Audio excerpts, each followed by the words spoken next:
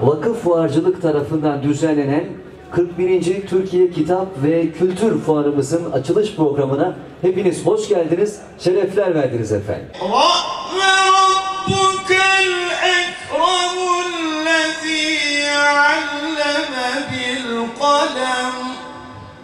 İçinde bulunduğumuz ay, yeryüzünde en fazla okunan kitabın, yani Kur'an-ı Kerim'in hakkı batıldan, iyi kötüden, güzeli çirkinden ayıran bu kitabın nazil olmaya başladığı bir aydır. Ramazan ayı. Bu müstesna zaman diliminde, Kur'an ayının manevi ikliminde bu anlamlı ve değerli buluşmayı yayınlarıyla, gayretleriyle ve maddi manevi imkanlarıyla zenginleştiren bütün yayıncı dostlarımıza hasaten teşekkür ediyorum. Allah kendilerinden razı olsun. Malumunuz olduğu üzere oruç ibadetinin kalplere huzur, ruhlara dinginlik veren etkisiyle kendimizle yüzleşme fırsatı bulduğumuz bu mevsimde bilgi ve bilinç düzeyinde bir farkındalık oluşturmak için geçmişten bu yana kitap fuarları düzenliyoruz. Bu yıl iki farklı noktada 15 Mart 30 Mart tarihler arasında kitap severleri ağırlayacak olan fuarlarda 150'den fazla yayın evinin binlerce kitabını kitapsever kardeşlerimizle inşallah buluşturacağız. Ankara'da Hacı Bayram Veli Camii'nin hemen avlusunda, burada da işte İstanbul Fatih Camii'nin hemen bitişiğinde, avlusunda huzur veren atmosferini, kitap fuarlarının huzur veren atmosferini inşallah okuyucularımızla buluşturacağız. Fatih Camii'nin hemen bitişiğinde gerçekleşecek bu fuarda ilim, edebiyat, tarih, kültür, sanat, aile, genç, çocuk gibi pek çok alanda yayınlanmış nitelikli kitapları okuyucularıyla buluşturacağız inşallah. Fuar süresince gerçekleştirilecek söyleşi ve imza günlerinde yazarları, kitapseverlerle buluşturacak, bunun yanı sıra çeşitli kültürel etkinlikler ve özellikle hemen yanımızdaki çadırda çocuklara yönelik aktiviteler, etkinlikler gerçekleştireceğiz. Rabbimizin İkra emrinin açtığı ufuktan doğan İslam medeniyeti bir kitap medeniyetidir. Mukaddes bir kitabın, Kur'an-ı Azimüşşan'ın insanlığın yolunu aydınlatan ışığı ile neşv-ü nema bulan bu medeniyet bilgiyi, bilimi, hikmeti, aklı ve düşünceyi yücelten bir medeniyettir. Bizler bilgiyle, kitapla, hikmetle bütünleşmiş bir medeniyetin mensuplarıyız. Şu bir gerçektir ki milletin gelişmişlik seviyesi kitaba ve bilgiye verdiği değer ile ölçülür.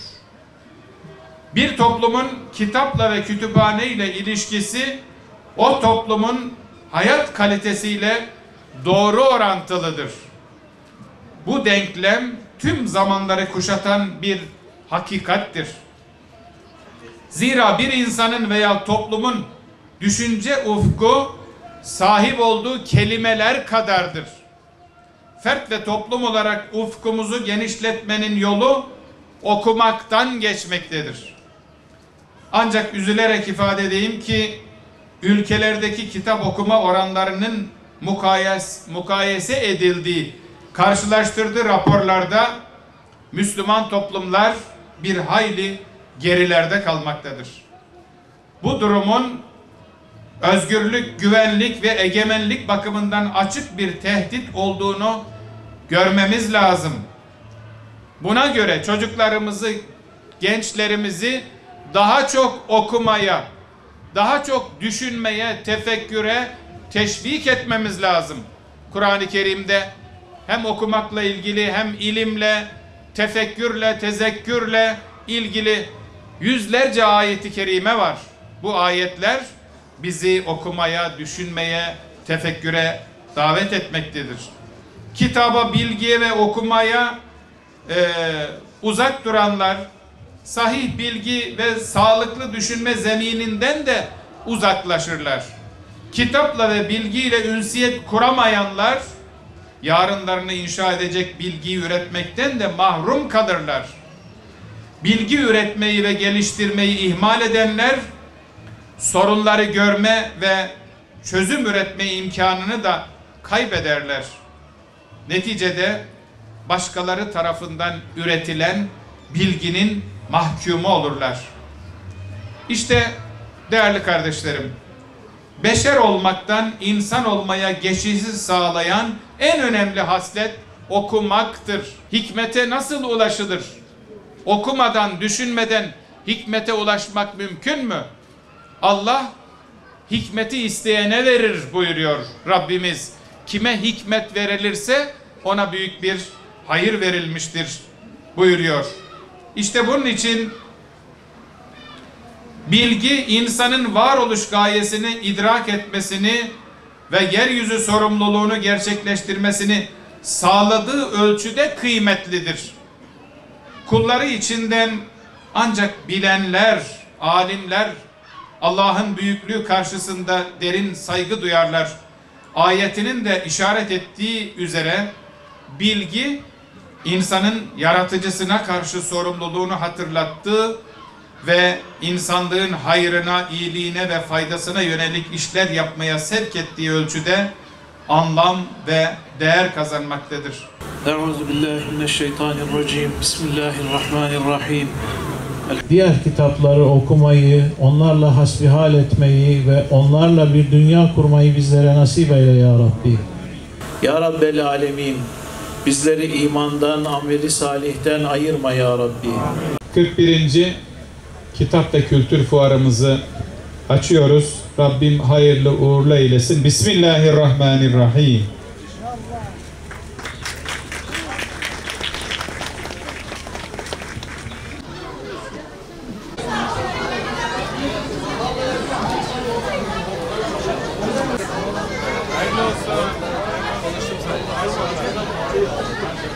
Hocam gel sen gel.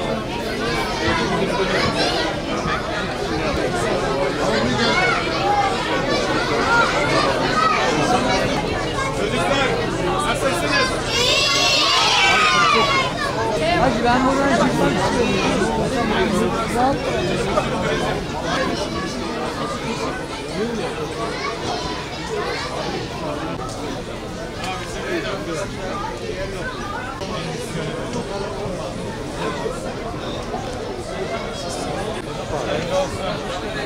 Sağ olun. Burası Timaş. Maşallah, maşallah. Maşallah, maşallah.